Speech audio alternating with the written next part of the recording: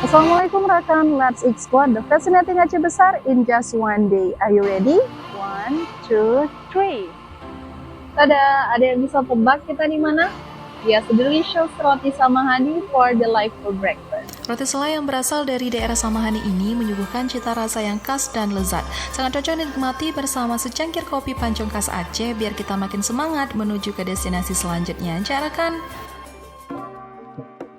Welcome to private pool Taman Tepi Laut Loknga. Incredible view dengan hempasan gelombang laut dan tebing yang memukau. Cocok buat kalian yang suka foto instagramable atau video estetik ala-ala biar bisa posting di sosial media.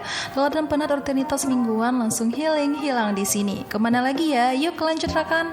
6 Aceh Besar culinary that you know. Sirubu goreng, kuah belangong, ayam tangkap, sampai rujak khas Aceh Besar ada di sini. Makannya makin asyik sambil melihat panorama sawah ala belang bintang yang menyegarkan mata.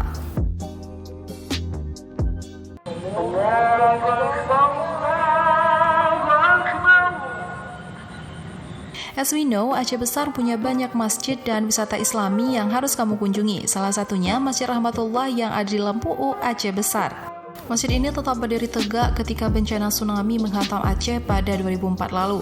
Sekarang masjid ini sudah kembali indah dan dibuka untuk jamaah yang ingin melaksanakan ibadah, juga menjadi salah satu wisata religi yang ada di Kabupaten Aceh Besar. Wisatawan dapat melihat satu bagian di pojok tenggara masjid yang hancur dan ditempeli dengan foto-foto masjid setelah terkena tsunami.